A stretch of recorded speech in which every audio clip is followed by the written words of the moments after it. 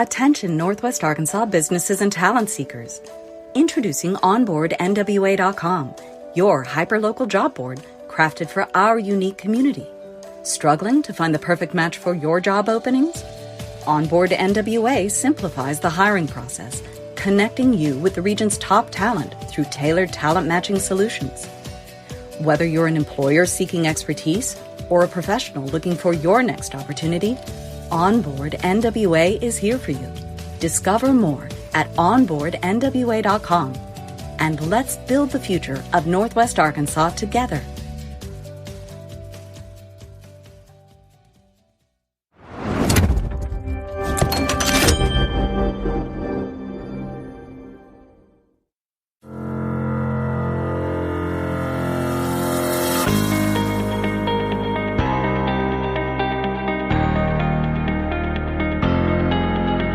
It's time for another episode of I Am Northwest Arkansas, the podcast covering the intersection of business, culture, entrepreneurship, and life in general here in the Ozarks.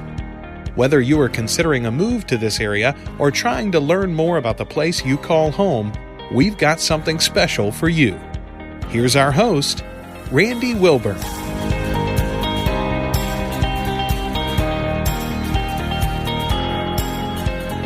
Hey folks, and welcome to another episode of the I Am Northwest Arkansas podcast. I'm your host, Randy Wilburn, and I'm excited today because I'm sitting here with my friend Daniel Quin. And Daniel Quin and I, we became friends a while back, and we connected because of our pure love of podcasting. And he had me on his show, Look What I Did, which is a local podcast here. He's kind of a, as I'd like to say, an OG of podcasting here in the Northwest Arkansas space. And before recording, we were just talking about how there aren't a lot of podcasts that have been around this area for a long period of time. And so it's great to actually have another podcaster from Northwest Arkansas on the show. He had me on his show, Look What I Did, a while back, and I'll put a reference into that show as well as a link to the Look What I Did podcast, so you guys can check that out for yourselves. His podcast is typically a little bit longer than my podcast, but regardless, we had a lot of fun with that show, and I wanted to return the favor and sit down with him and do an episode of the podcast. And we finally got together, and we're kind of like right on the teetering on the edge of the post-pandemic time frame, right? Yeah, so that's kind of the good thing. So without further ado, I want to welcome Daniel Quin to the podcast. How are you doing? I'm doing really well, and thanks for having me. Yeah, I've been looking forward to this for a super long time. It's one of those things where like we should definitely talk more after this. And that happens 1 out of 20 times, maybe, right? Exactly. And just to have you here, and then I think we're close to almost being neighbors. Yeah, we really are. I mean, I walk by your house all the time, and I live just like in the Huntingdon subdivision. You live off of Crossover. I live kind of off of Crossover over by the Neocaska Creek Trail. So gotcha, yeah. For those of you that are in the Fayetteville area, we're kind of like on the east side of town towards Crossover and Joyce area over by where the Signature Plaza is. So we're kind of like on that side of town. But it's just, I mean, it's cool because there's a lot of people that live over here. But when I realized how close you live, I said, man, I'll just come to your house. We'll get together. We'll do it. We don't need a studio. We don't need anything special. We're just going to sit down and riff. And this is where we record like 90% of the Look What I Did shows actually is at this table. Well, you know, it's so funny, Daniel. People always ask me, well, what studio should we go to, or where are we going to do this? And I'm like, studio? I don't use a studio that often. I mean, I do use them, and a studio is great sometimes. It is artificially quiet in a studio. And I actually was working with a potential client, and they were like, I'd really love to do this at my house. And I said, listen, if you show me your place, I'm sure we can make it work. And with the right microphones and the right equipment, you can do a lot with a little. Yeah. And it's really not that difficult. I think once people understand it, you know, I mean, yeah, if you're in a room full of glass and solid floors and no carpeting or anything like that. Literally the room we're in right this second. Right. But I have directional mics on, and it's very clear these mics are not set up to pick up noise outside of a space that we're in. They're unidirectional. And So as long as you have that, you're actually okay. But most people don't realize that. So you get people that, like, if I had a condenser mic right now, this would be a hot mess. Oh, no, it'd be terrible. It would not be 100%. good. So, you're sitting in front of glass. I'm sitting in front of glass. It would be all good. So, No, but that's all good. So tell me, man, I'd love for you to just share with the I Am Northwest Arkansas audience a little bit about yourself. Tell us your superhero origin story and why you came up with Look What I Did. Yeah. So, I've lived in Northwest Arkansas on and off since the early 90s. Born in Canada, grew up in Wisconsin, came down here when I was about 10, 11 years old. And I really love this area, right? It's beautiful. It's very like outdoors friendly. And then it's just continued to grow and grow. When I first moved here, it was all U of A was kind of the magnet that drew people to Northwest Arkansas. And of course you had Walmart and Tyson and JB Hunt and those companies were here, but they didn't have the impact on the area. It didn't seem like the way they do over the last like 15, 20 years, right? And Walmart in the early 2000s made that mandate that if you sold product with them, you had to have a vendor presence here. And so all of a sudden you just had a huge influx. I think the number was something like 500 families a month moving in, which is a pretty big number when your like town population is probably 65,000 at that point, right? So it just, over the last 20 years, it just really, really blossomed. And I've lived in other places. I lived in Albuquerque for a while. I lived in Memphis for a while. Florida for a day. That's a weird story. But, I just find myself constantly coming back to here because it really like, there's a lot of opportunity here. Yeah. There's, I think, like I said, a lot of like, I can go float the White in 15 minutes, right? I can grab a kayak and go float the White River, but I can also catch a Broadway play or eat, with a Beard Award winning chef at a restaurant in downtown Bentonville or Rogers or wherever. And so there's just a lot to do. And then I think even more importantly for me, I grew up in just an environment that we were around a lot of different cultures and people. And so Northwest Arkansas actually has like a nice blend of people, like maybe 50% of the people are from here, but everybody else is from California and Chicago and New England, right? Like New York, whatever. And so you cross paths with just really interesting people all the time.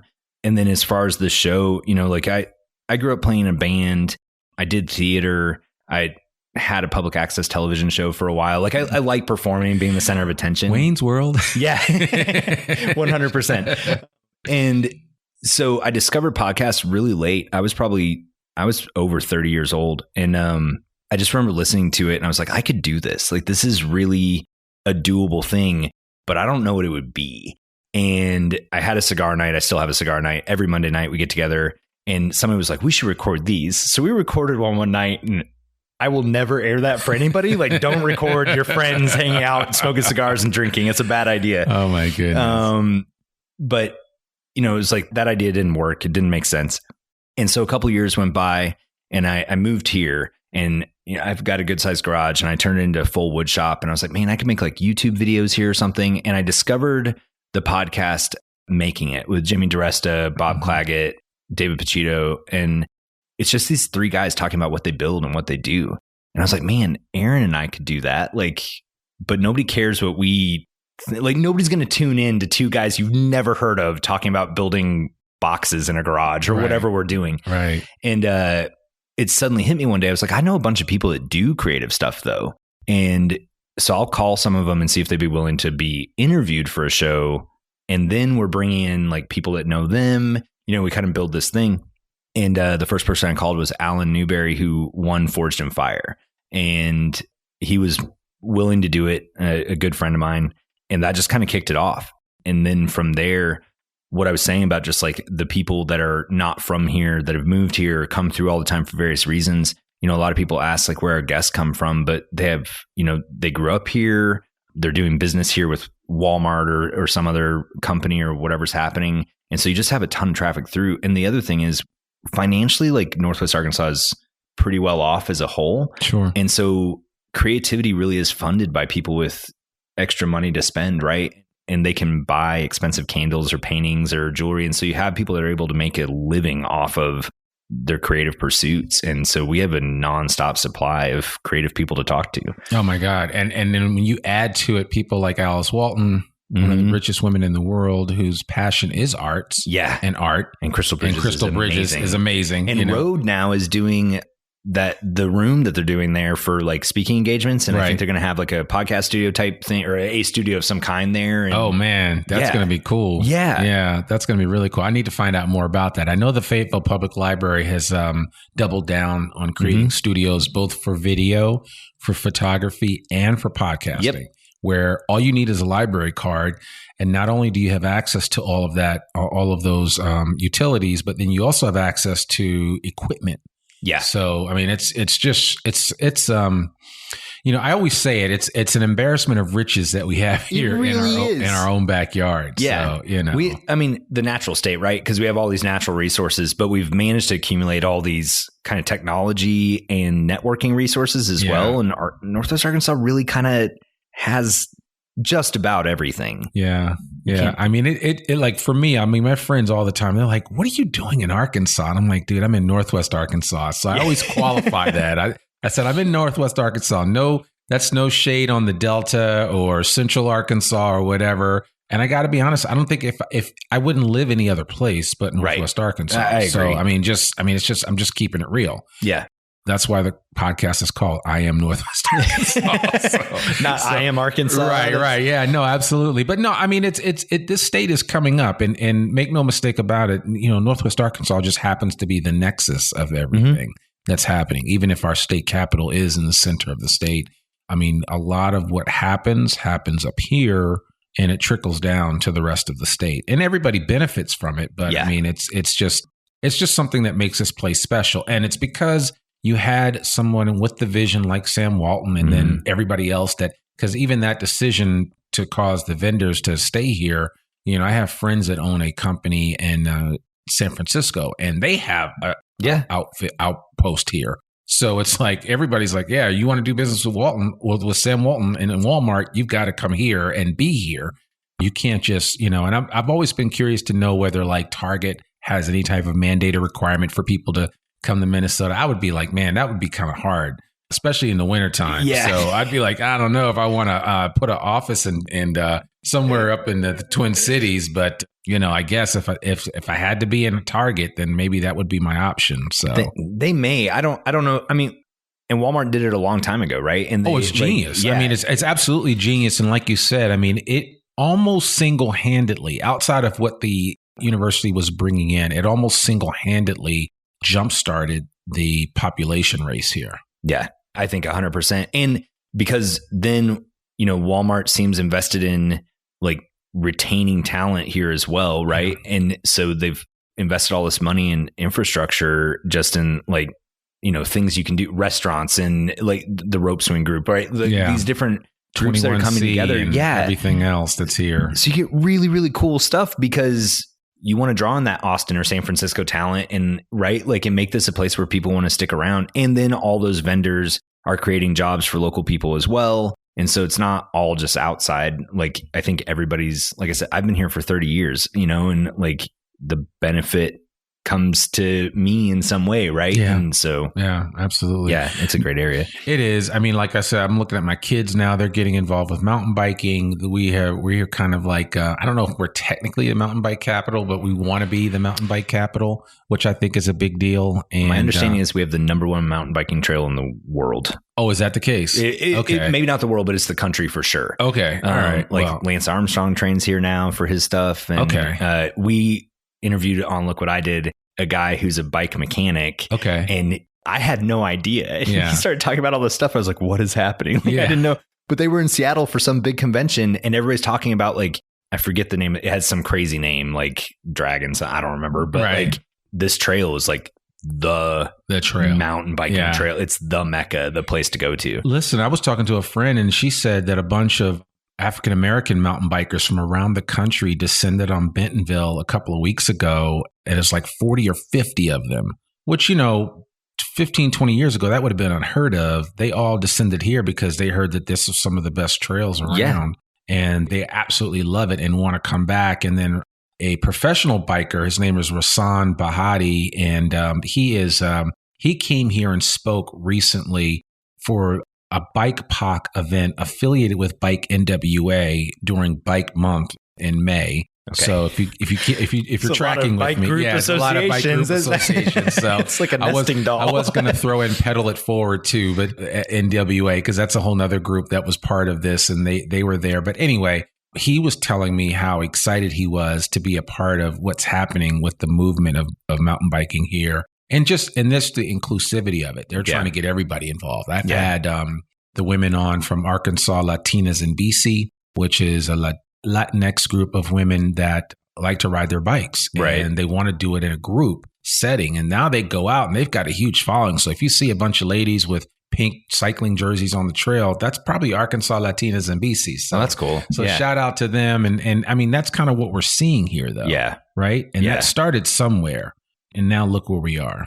I think Northwest Arkansas has done, not that there's not room for improvement, has done a good job with inclusivity from, the beginning. I think Fayetteville drove, I live here, that they, the university and some of those things, I think like it's always had that kind of like art hippie kind of like vibe to it, right? Like Fayetteville just has a very good music scene and really good art scene. And I think in general, it's always felt like a more collaborative area. And that's something I like about Northwest Arkansas too, is that it does feel, from my limited perspective, like it tries hard to be inclusive to everybody, make everybody feel welcome, regardless of where they're from or what they're doing or whatever, Absolutely.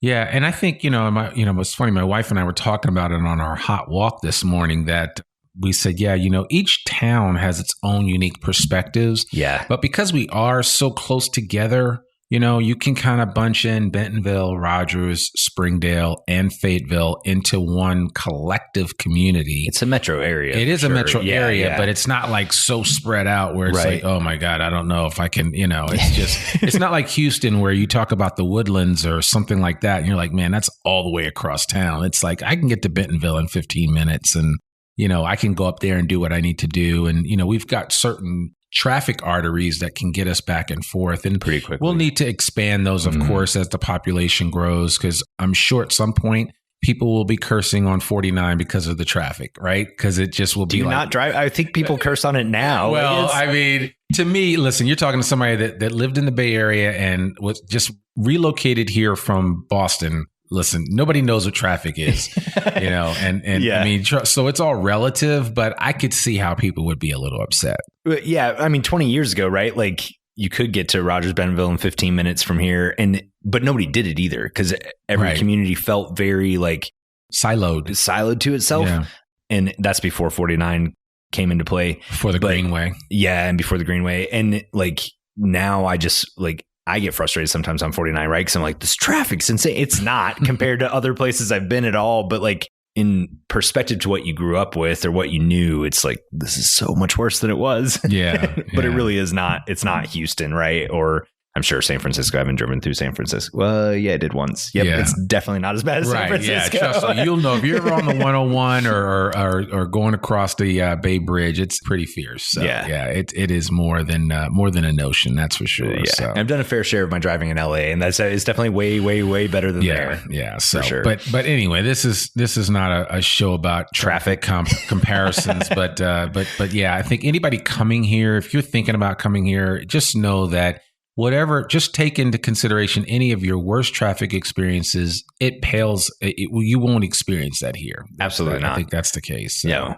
And that's really only getting from a city to a city. Like within any of those spots, getting around them is super easy. And I would say, like, just don't drive at 8 a.m. or 5 p.m. The rest of the time, you're good. Yeah, there's no problems at all. You're totally good. 100%. So before we started talking, we kind of talked about just the growth of podcasting, right? Yeah. And I guess I can kind of riff about podcasting with you. So this is more of a meta conversation, right? A podcast about podcasting today. I like it. Yeah. So, but tell me, in your mind, what has podcasting opened up for you? Because I'm constantly encouraging people to either start a podcast, and I'm telling businesses, hey, you need to consider extending your brand through storytelling, right? Mm-hmm. And through podcasting. And people are like, yeah, I want to do videos. And we were talking earlier about how videos are not quite the same, right? At all. And so I would love for you just to kind of share your thoughts on podcasting as a whole, the medium,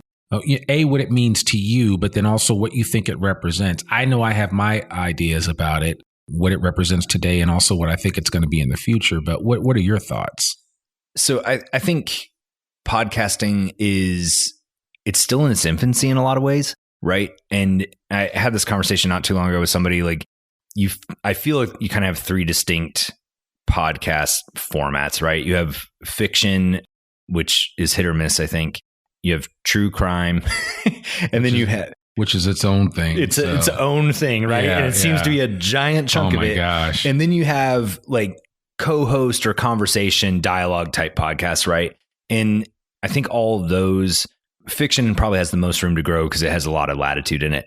But the other two really have kind of like found, I think they're balanced. Like they kind of are what they are. And I just imagine that there's going to be people that think about podcasting in a different way, right? Like we had television and theater growing up, and all of a sudden you have YouTube, and it makes you think about visual medium in an entirely different way. Yeah. And anybody can access it. And so I was kind of joking around. I was like, I'm just waiting for the person that like does a podcast where they wake up every day and they do a 5-minute podcast. The first 5 minutes they wake up, that's the show. Yeah. Like, I think that's a terrible idea probably, but you're going to have somebody that's going to look at this in a totally different way and use it differently. It's kind of like the electric guitar, right? Like they're just going to like bend the strings and use a slide, and you're just going to start changing the sounds that can come out of this. So I think podcasting is still really young, but I think the other great thing about it is it's super accessible. Unlike video, we were talking about video, and like you need good lighting. You need probably multiple cameras or a lot of time to set up different takes. And, you know, we're working on doing a potentially documentary in a year for a different thing altogether. And just the amount of like prep that goes into that and conversation that goes into that, the financing of it, it's just, you can do it on an iPhone. Yeah. And I would say if that's what you want to do, go do it. Go do it with whatever equipment you have and start learning, right? Yep. But I think it's a visual medium, and you've got to think that way. And you need to tell a story with fewer words because you're using a visual medium. I think you need to think about sound design when you are doing it, because a lot of times like where your camera is for a good shot versus where the sound is happening are not the same locations. So you may have sound equipment now added into that picture. It's, you know, I've made a feature length film with some friends. I've done a lot of video work. Like it's different and it's more complicated. There's more moving pieces. A podcast is simple because I can literally take my phone and set it on the table and just press record. Yeah. And you and I can talk, or I can talk to it, right?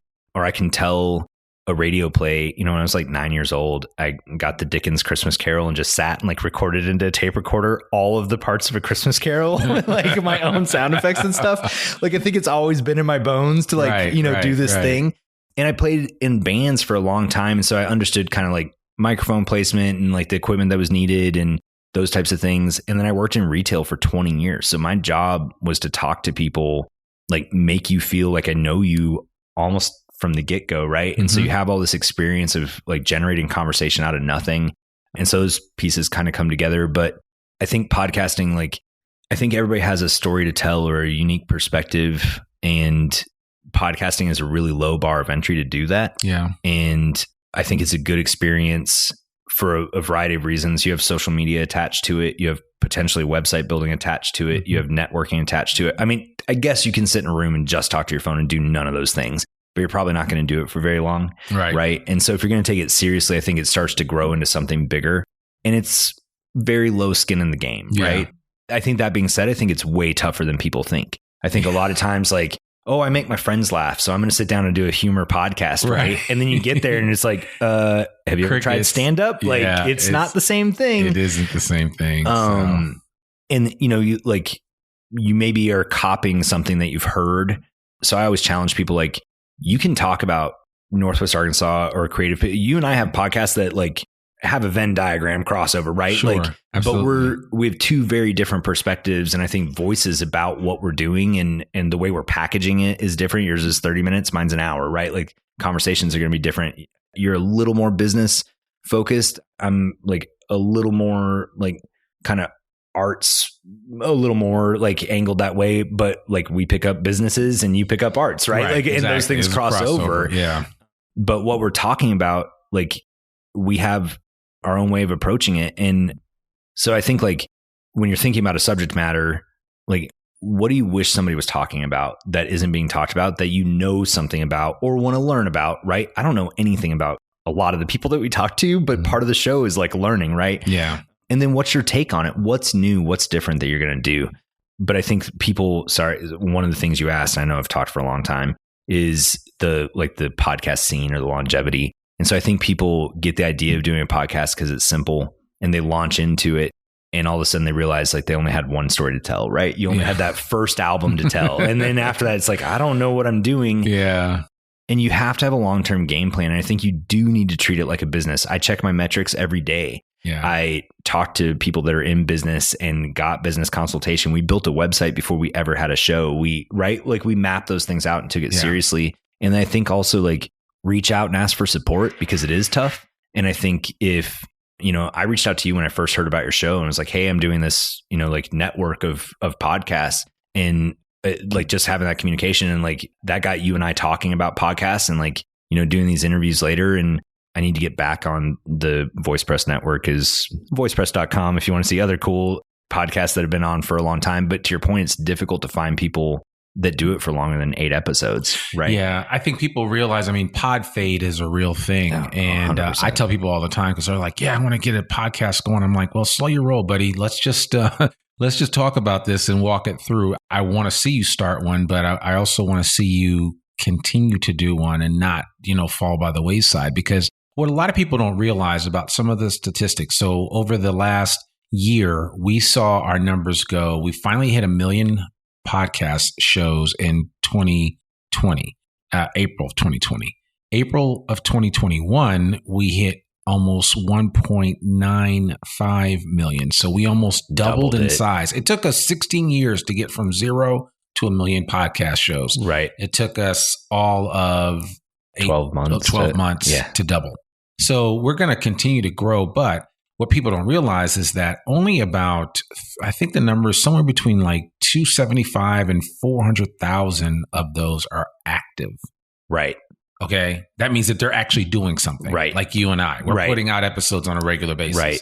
Some people have a show, they did like 11 episodes and it's just that's just it. But some shows just set up like that, Yeah. It's like a BBC limited series, right? Exactly. Hit it for 8 episodes, done. Yeah. I just listened to a true crime thing that Discover Plus put out because they see the value of marrying the context of some of these true crime stories in a video format, but also an audio format. Yeah. And they did one on the Lisk killer, which is the Long Island serial killer, which he or who, she or whoever's doing it still hasn't been caught, but they got a lot of bodies attached to them. And it's a really intriguing story of intrigue, of bad cops, bad attorneys, the whole 9 yards.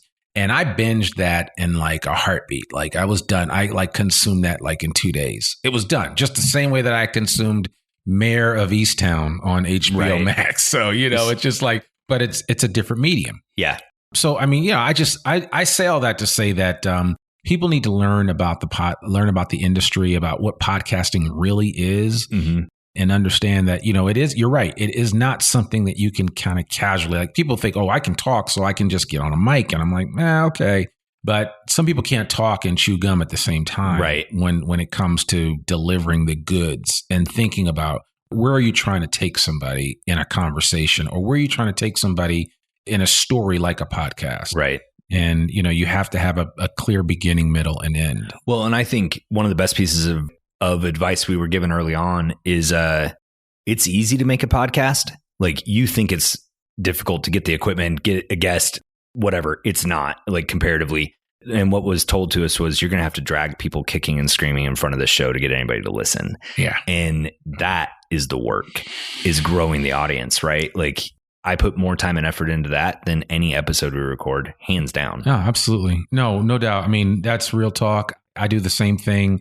Every day I'm priming the pump in terms of telling people about it. It's just like one person at a time. I get new adoptees. It's so funny because like I have people that follow me on Instagram and follow me on Facebook, and they've never put 2 and 2 together that this is a podcast. They just think, oh, I am Northwest Arkansas. This guy's talking about great things in Northwest Arkansas. Yeah, I love it. I am Northwest Arkansas too. And I'm like, great, but did you know I have a podcast? So now I've been purposefully putting out posts, especially on Instagram. But I put one out the other day, and this one was like, oh my God, I had no idea you actually had a podcast. And then she responded like a couple hours later, because she clearly went and listened. She's like, oh, I'm hooked. I'm going to listen to some more. So I'm building listenership one person at a time. 100%. Like totally. Yeah. But here's the thing.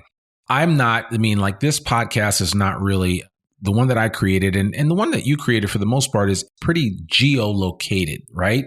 Yeah, I mean, somewhat. We try really hard not to be, but yes. Right. So I am from 100%. It's in your title. Exactly. It's in my title. So for me, it's important for me to build. Each one person means a big deal. Oh, yeah. It's huge because that just means another ear that I have here in Northwest Arkansas. Or like I've been getting lately, and I've been telling these stories more often because if you're listening to this podcast and you're from another place and you're thinking about coming here, definitely connect with us. We'd love to kind of give you the lay of the land, if you will. Right. I've had several couples come to me and say, hey, we relocated here because of your podcast. That's amazing. And that to me is really what has made it worthwhile, right? Right. You know, maybe if I can figure out a way to coordinate with Walmart's HR and Tyson's HR and JB Hunt's HR to have them sponsor the show, then maybe we can take it to a whole nother level because because they're going to keep bringing people here. 100%. Right? Yeah. But I feel like what we talk about, even what we're talking about here now, and what I talk about generally on this show makes it easier for you to make that leap in your mind to say, you know what, maybe Northwest Arkansas is not that bad of a place to live. Well, and it's not the PR packet from some large firm, right? Now, like it's real conversation with people that are here. Right. And 100%. I share real talk about, hey, you know, there are some challenges here, but we're getting there slowly but surely. And, you know, it's what it is, but I think that's what people appreciate. Right. You know, that's what people appreciate. And, you know, shout out to some of those couples that have reached out to me. And I've actually, my wife and I have gone to dinner with a few of them. I'm actually got a dinner date plan with somebody else, another couple that has relocated here recently. And one person in that group works for Walmart. Yeah. Of course. Right. Yeah. And then the other has, they have their own business. And so, it's just, you know, people are coming here for a variety of different reasons. And all they want to know is, what is it going to be like when I get here? Yep. And I mean, just trying to tell that story, you know, to whoever will listen, I think is the most important thing to do. Yeah. And I mean, the flip side is also, it's just a celebration of you don't know everything that happens in Northwest Arkansas, even if you live here. One of the biggest gifts of doing Look What I Did was getting more integrated. And I think I'm a relatively creative guy.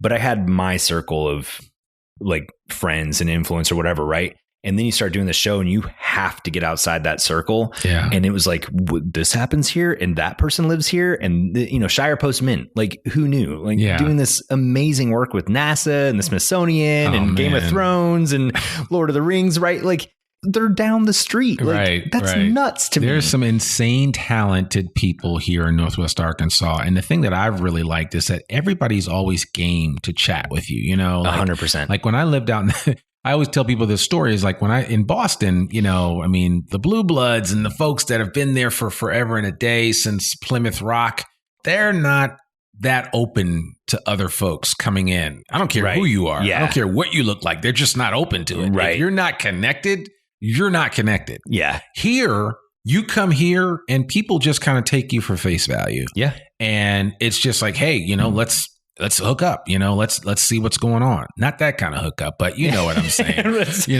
what's going on. Right. And so that's the thing that I like about Northwest Arkansas. And it's one of the few places where I honestly feel like I've seen that kind of connection with people. And, I would agree. I mean, I went to a Sona event the other night. Shout out to them. They've been on the podcast a couple of times, but it was great to see people IRL in real life. Yep. Some without masks on, which was great. It was just great to see smiling faces and, you know, just to connect with folks, and folks genuinely wanted to, you know, who are you? What are you doing? And all that. And I tell them about the podcast or just in general. And I enjoy that. And so that's part of what I think makes this a special place. Yeah. Well, and you know, like I said, I worked in retail, customer facing retail for 20 years, and the number of people I met and actually became friends with or had it's just, I don't know what the deal is with Northwest Arkansas, but people just seem to be open. I mean, I will say, and like yours in my favor, I think that we're good at getting people to start talking and that, right? Like that, you know, so that may help us a little bit, but it's, you know, I ran into some people from New Jersey because of the baseball tournament going on. And this lady was like, everybody's so like warm and welcome here. And like, she's just walking around talking to people on the street because she can, you know, she's like, you can't do this in New Jersey. I grew up in New Jersey and shout out to Teaneck, but I'm going to tell you, you only spoke if spoken to. So in the Northeast, in New England, it's even, it's like that's why they call them the frozen chosen up there, but it's a whole different ball game up there. Yeah. And so it is different. She is absolutely right. And here, everybody will talk to you, and you just have to kind of be in that frame of mind. So, sometimes you're looking for the way out of the conversation. Yes. Like, I've got to go. Yes. After a while, though, you become kind of like, after 7 years of being here, I'm just like anesthetized to that, where I'm just like, yeah, you know what? I'm just going to have this conversation because I don't know where it's going to go, and I'm just going to have it. And I try to teach my kids that too. I think it's important to engage people where they are. And if they want to chat with you or chat you up, that, you talk to them and learn a little bit more, because, my whole thing is always about relationships. It's all relationships. And if I could connect the dots for you about how big of a difference your life can be when you embrace relationships and relationship building, I mean, there's a difference. I would say everything in my life is because of a relationship, right? Like in one way or the other. I mean, Right. career wise, podcast wise, you have X person on the show. They know this person. We had Keely Wake, who makes jewelry. She tells me about Shire Post Mint. That leads to, right. Like, and you just kind of get these constant references. And I think also like there's community support there too. So when you're doing something new for anybody, you kind of have this like swell of people supporting you because you've created this network of people that value those relationships, right? Yeah. Those interactions. So yeah, that's interesting. So as we wind up here, I would love for you just to kind of share a couple of thoughts about Northwest Arkansas, since you are an OG, not just an OG podcaster, but you've been here for about 30 years. I've been here long enough to be an OG Northwest. I've always tried to like stay away. I'm like, no, I'm Canadian. Yeah, it's all good. That's fine. Our cousins from the North. But so a couple of questions real quickly. Sure. Where do you think podcasting is headed in the next 5 years? I have my thoughts, but I would love to get your thoughts about that. The medium itself as a whole. I see an avenue for like shorter, faster podcasts. I think like as commutes maybe aren't going to be as prevalent, right? Like I had a 45-minute drive to work a year ago that I don't have anymore. And that was when I listened to podcasts. So I think there's potentially an opportunity for like 10 to 15-minute podcasts, which would be shorter than most formats are right now. Mm-hmm. And I'm still interested to see like the punk rock approach to it. Like what is the, right? Like we're kind of almost elevator music to some extent, right? It's been around for 16 years. And so what will the like 18-year-olds, I had the opportunity to teach a class of 8th graders about podcast building and recording and those things. And just their approach to it was different because there were no rules. So they're like, we're doing this and this and this. And it was like, that's an interesting approach, but like somebody's going to do it. So I don't know. The TikTokification of podcasting, I think about like Gary Vaynerchuk and how he does his little rants. He'll go on his little rants and they're like anywhere from 2 to 5 minutes long. And I subscribe to them on Alexa because smart speakers are proliferating. 40% of all homes in America have a smart speaker, and that number's going to rise. That number's going to double in the next 3 to 4 years. Yeah. And then, as I always tell people, search, like almost 50% of search right now is voice.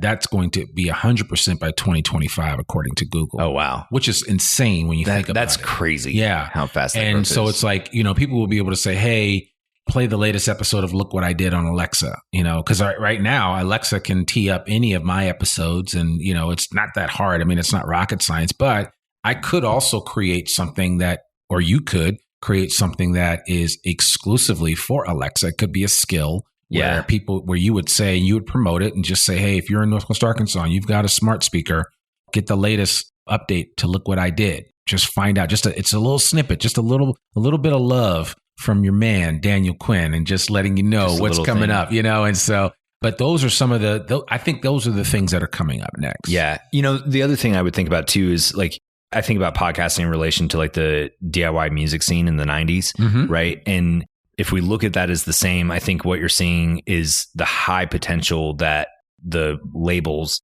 Apple, Spotify, like any of these companies that are willing to spend the money on the content are going to start snatching up shows, right? Sure. And they're going to snatch up everybody and just see what sticks. And that's what happened in the 90s with record labels. And so I think if you have the chance now to establish yourself and get like experience under your belt, if that's something you really want to do, you can be the polished act, right? Like Nirvana had been playing for a while by the time they put out Nevermind. Right. Yeah. So go ahead and like do that work and like do the live shows at a local venue if you can, or whatever. Like, get all of that under the belt so that by the time the labels are coming through looking for talent, you've got your reel, right? Like, you've got some back catalog. Yeah. So I really think that's going to happen. I think we're going to see the commercialization of it skyrocket. Absolutely. I think so too. Yeah. I mean, we're already seeing an increase in revenue and expense for advertising on podcasting. So it's just going to grow. Yep. It's going to grow from there. So what about Northwest Arkansas as a whole? Somebody listening to this that's either brand new in the area or about to come here, what would you tell them that they have to kind of take in when they get here to Northwest Arkansas, or they should be taking advantage of right here? It's Denver with more oxygen, right? No. Right. There's a lot of similarities, actually. Yeah. You know, I just discovered the food at Moonbrook. How specific are we getting? Okay, it is as specific as you want to be. This chef at Moonbrook right now is going to get snatched up by somebody, a more exclusive restaurant, right? And the plates are going to double, triple in cost. Okay. This guy is blowing my mind. His name is Brandon. He's absolutely amazing. Literally consistently the best food I have in Northwest Arkansas. And if you haven't been to Moonbrook, how do you spell that? Moonbroch. Okay. Was that a quiz? Yeah, it is. No, I wasn't sure. Where is it located? It's downtown Rogers. So it's basically on DTR. Like right by 1st, 2nd Street area. That's what us locals call DTR. I'm not cool enough to know. I live in Fayetteville. Or Fayetteville, I guess, if we want to throw out one for Evan. Right. But no, it's a 3-story bar. When you walk in, like, you kind of expect burger, fries, whatever. I had lemon zested peppercorn salmon with like these perfectly cooked vegetables, and then he made a banana bread pudding that was like blew my mind. And before that, I got cheesecake with a raspberry reduction and like balsamic vinaigrette, which doesn't sound like it should go together, and was absolutely insane. The guy is, in my opinion, probably the best chef in Northwest Arkansas right now. Really? Yeah. Oh, man. Don't tell Jason Paul that. Have you been to Heirloom? I have not been to Heirloom. Okay. So I need to go to Heirloom. Yeah, you need to go to Heirloom. Okay. So Jason's my man. I don't know Brandon, but I'm going to have to check Brandon out. But Jason's my man, and Jason can throw down. Heirloom is, they've been closed for obviously during the pandemic. Right. But, I want to say they are on the cusp of opening back up. But I'll keep an eye out. They're in the 1907 building right there in Onyx. So they're downtown Rogers. Oh, they're right there. Yeah. So that, and the 1907 building is great because in the daytime you can go there and get your espresso and get a great croissant. Shout out to the folks at Onyx, some of the best coffee, some of the best coffee in the world, some of the best coffee roasters in the country. Then you've got Heirloom, which is a great, fantastic restaurant. And then you've got in the back there, they have an outstanding bar. Okay. So, so there's a little bit of everything right there in that one building. So I'm going to have to go to Heirloom. I love food. I travel by plate. Yeah, so there you go. So no, that's all right. So, I mean, and I'm going to have to check this Brandon out and find out what's going on at Moonbox. He's blowing my mind right now. Yeah. And I love food. Yeah. I do too. I was telling somebody the other day, we took the people that we connected with that were relocated here because of the podcast, we took them out to, or I should say, they took us out to Leverett Lounge. Yeah. And got them the Korean fried chicken and just everything was right. I mean, what Hannah has done over there has just been nothing short of incredible. So, have you been to Saiwok in Rogers? I have not. It's like a Vietnamese kind of like street food. Okay. SAIWOK. They do like banh mi, but they do a pork belly loaded fry. Okay. That will blow your mind. Really? It's so good. And so, like, to be clear, most of the restaurants we have are very, very good by and large, right? Like, so it is super rare I go to a restaurant, I'm like, I'm not going back, right? Like, the food here is really, really good. And we have amazing chefs from all over the place. Absolutely. So, and the other thing I would say is, like, there's arts there, right? There's Crystal Bridges.